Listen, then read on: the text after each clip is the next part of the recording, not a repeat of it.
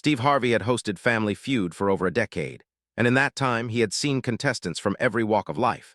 He had witnessed tears of joy, moments of disappointment, and everything in between. But nothing could have prepared him for what would unfold on that warm September afternoon in 2024. The studio audience was buzzing with their usual energy as two families took their positions on either side of the stage. The Martinez family from Houston faced off against the Wellington family from Connecticut. Both teams wore matching outfits and brought infectious enthusiasm that promised an entertaining episode. Among the Martinez family stood a woman who would soon become the center of an unforgettable television moment. Her name was Sarah Martinez, a 32-year-old single mother of three who worked double shifts as a nurse at Houston Methodist Hospital. She stood there in a simple navy blue dress, her hands clasped nervously in front of her as the cameras prepared to roll. Before we continue with this incredible story, if you appreciate real moments that restore your faith in humanity, please hit that like button and subscribe to our channel. We share stories that matter, stories that remind us what truly counts in life. The game began normally enough. The families traded answers, the audience cheered, and Steve delivered his characteristic humor that had made him beloved by millions. Sarah played well, providing solid answers that kept her family competitive. But it was during a commercial break that everything changed.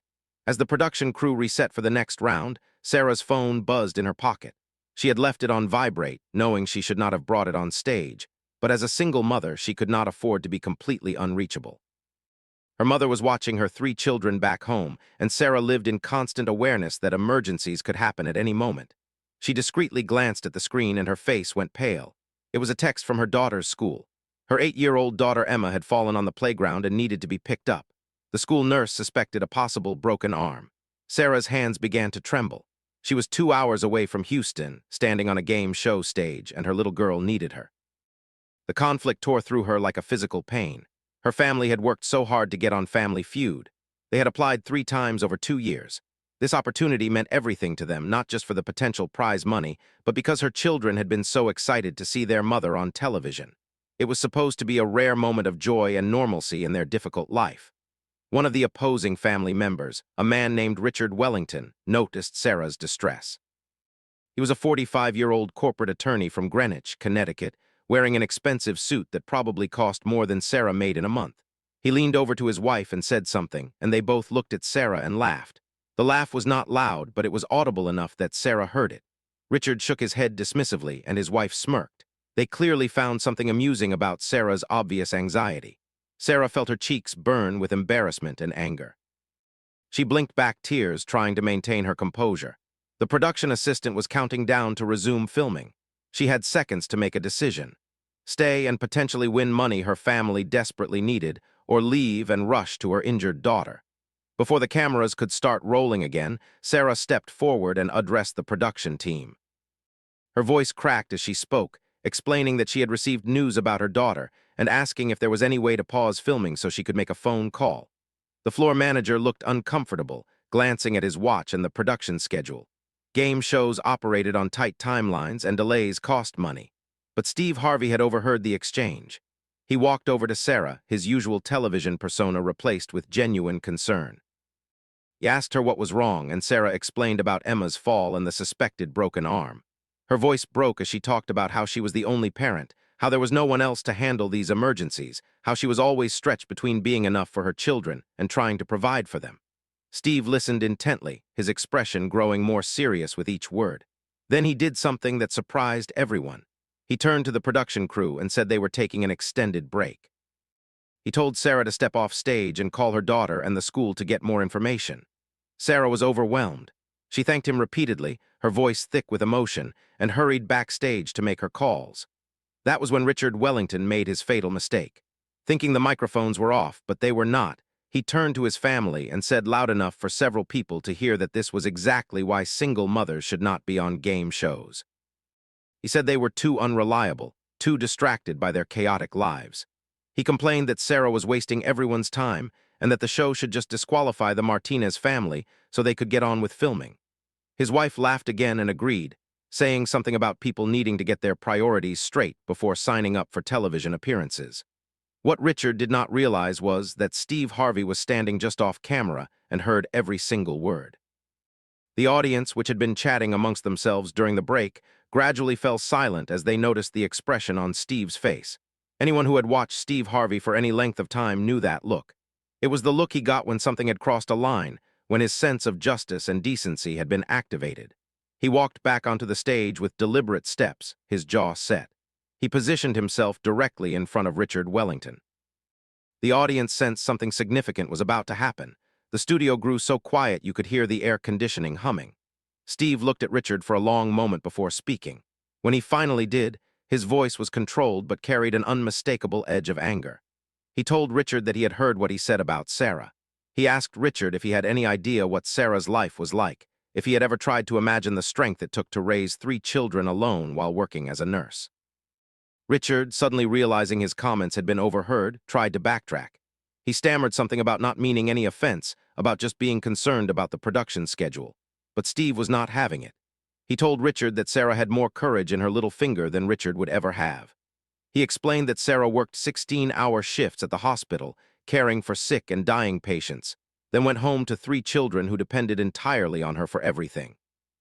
She helped with homework, made meals, cleaned house, attended school events, and did it all without a partner to share the load.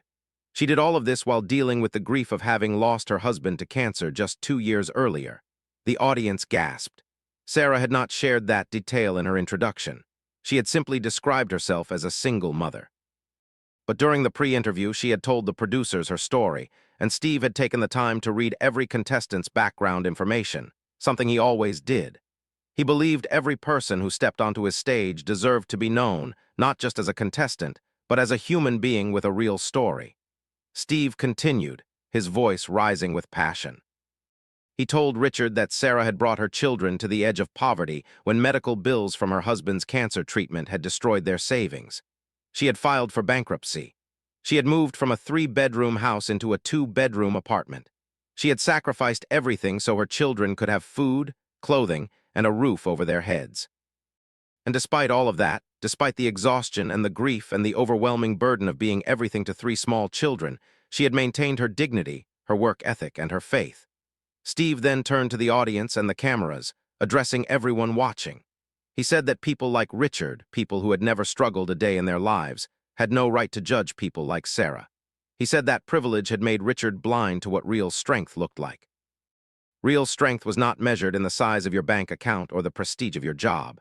Real strength was getting up every single day when you were exhausted beyond measure and doing what needed to be done for the people who depended on you. The audience erupted in applause.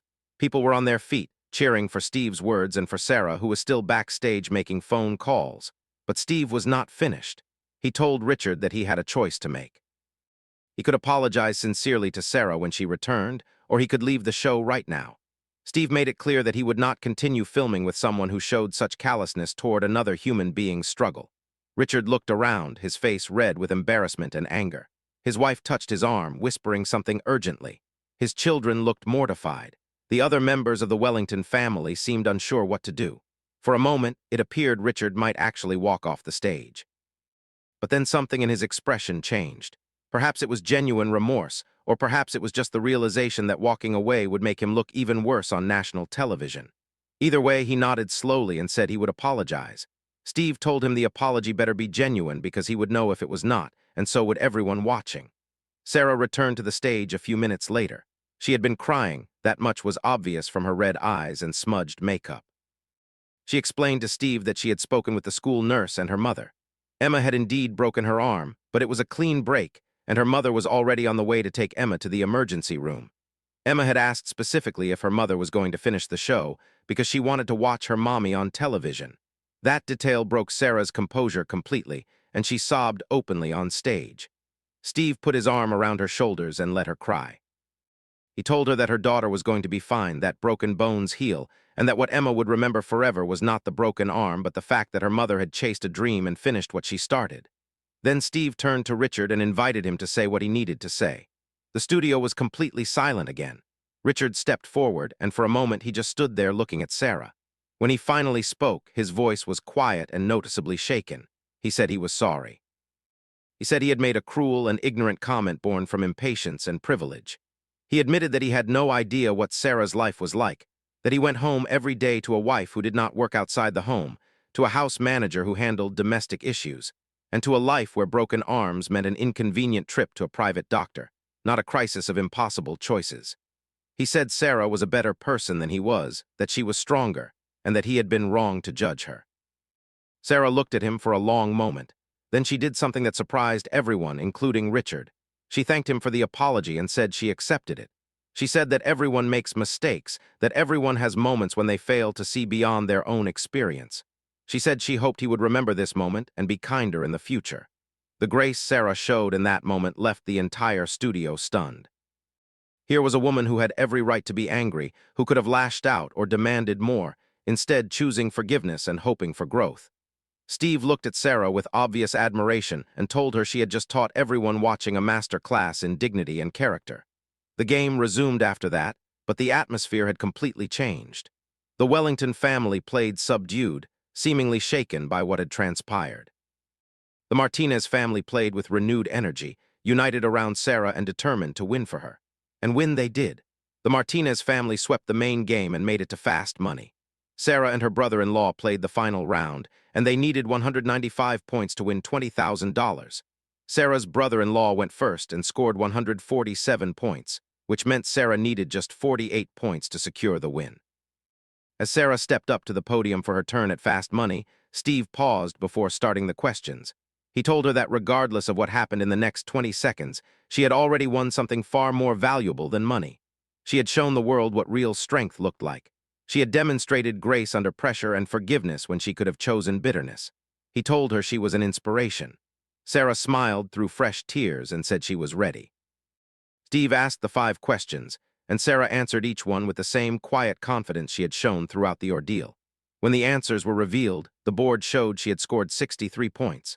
The Martinez family had won $20,000. The celebration that followed was unlike anything the Family Feud crew had seen before. The entire audience rose in a standing ovation that lasted several minutes. People were crying openly, moved not just by the victory but by everything that had led to it. Sarah's family surrounded her in a group hug while confetti fell from above. But then Steve did something else that was unexpected. He called for quiet and announced that he was making a personal contribution. He said that $20,000 was wonderful, but a woman who worked as hard as Sarah and showed the character she had demonstrated deserved more. He announced that he was personally donating an additional $20,000 to Sarah's family, bringing her total winnings to $40,000. The audience went wild again, but Steve still was not finished. He said he had been moved to make some phone calls during the extended break earlier. He had contacted several of his friends and partners in business, and together they had arranged something special for Sarah. He announced that a local Houston contractor had agreed to do $10,000 worth of free home repairs on Sarah's apartment. A furniture company was donating new beds for all 3 of her children. A local grocery chain was providing a year's worth of free groceries through monthly gift cards. And a national scholarship fund had agreed to put $5,000 toward each of Sarah's children's college education funds. By the time Steve finished listing all the contributions that had been arranged in just 30 minutes of phone calls, Sarah had collapsed into a chair, completely overwhelmed.